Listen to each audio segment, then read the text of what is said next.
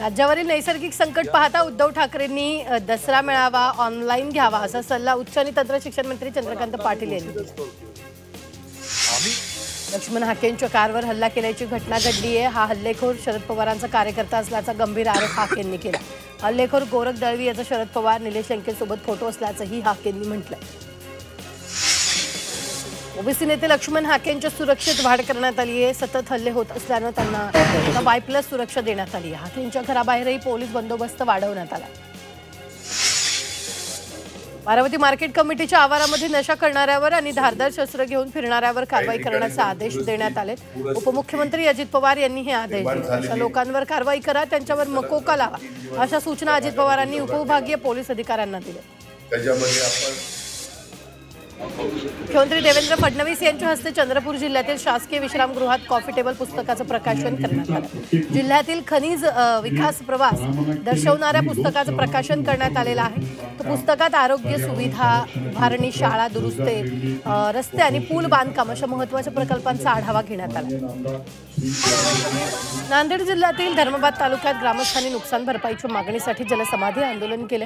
गोदावरी नदीच्या पुरामुळे नुकसान झालेल्या ग्रामस्थांनी गोदावरी नदी पात्रात उतरून जलसमाधी घेतली। तर रोशनगाव इथल्या नागरिकांनी तात्काळ मदत मिळाली यासाठी जलसमाधी आंदोलन केलं। पुण्याच्या इंदापुरातील निमगाव केतकी गावात रस्त्याची दुरावस्था झाली आहे। रस्त्याच्या दुरावस्थेवरून संतप्त तरुणांनी गावातील चौकात फलकबाजी करून शासनाचं लक्ष वेधलं।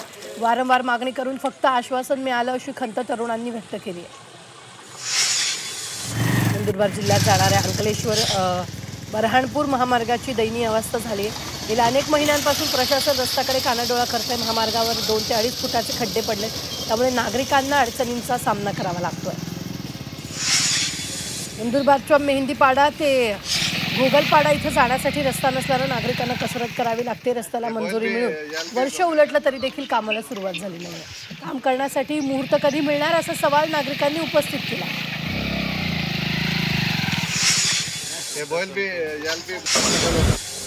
संभाजीनगरातील जायकवाडी धरणाची मंत्री गिरीश महाजन यांनी पाहणी केली। जायकवाडी धरणातून 1,70,000 क्युसेकनं पाणी सोडण्यात आलं। यावेळी गिरीश महाजन यांनी जायकवाडी धरणाची पाहणी केली।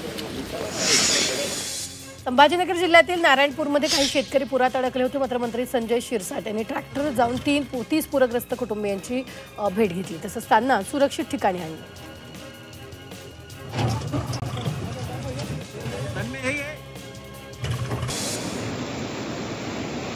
चंद्रपूर जिल्ह्यात गेल्या 3 दिवसापासून दमदार पावसानं हजेरी लावली आहे। इरई धरणाचे 7 दरवाजे उघडण्यात आलेले आहेत। धरणाचे दरवाजे 0.25 मीटरने उघडण्यात आले। वार्षिक सरासरीनुसार 117% पावसाची नोंद झाली। नदीकाठच्या गावांना सतर्क राहण्याचं आवाहन जिल्हा प्रशासनानं केलं। मावळमधील पवना धरणाच्या पाणलोट क्षेत्रात पावसाचा जोर वाढल्यानं धरण 100% भरलंय। या धरणातून 2,880 क्युसेकनं विसर्ग सुरू करण्यात येणार, त्यामुळे नदीकाठच्या गावांना सतर्क राहण्याच्या सूचना देण्यात आल्या। यवतमाळ जिल्ह्यातील बेंबळा प्रकल्पाचे 18 दरवाजे उघडण्यात आले। पाणलोट क्षेत्रात मुसळधार पाऊस झाल्यामुळे पाणी पातळीत वाढ होते। बेंबळा धरणातून पाण्याचा विसर्ग खडक सावंगा नदीपात्रात होत असल्यानं नदीकाठच्या गावांना सतर्कतेचा इशारा देण्यात आला। नाशिकमधील दिंडोरी तालुक्यात मुसळधार पाऊस सुरू। या पावसामुळे दिंडोरी तालुक्यातील नदी नाल्यांना पूर आलाय, तर ओझरखेड धरणाच्या सांडव्यावरून पाणी ओसंडून वाहू लागले। तसंच पालखेड धरणातून मोठ्या प्रमाणात पाण्याचा विसर्ग सुरू असल्यानं कादवा नदीला पूर आला।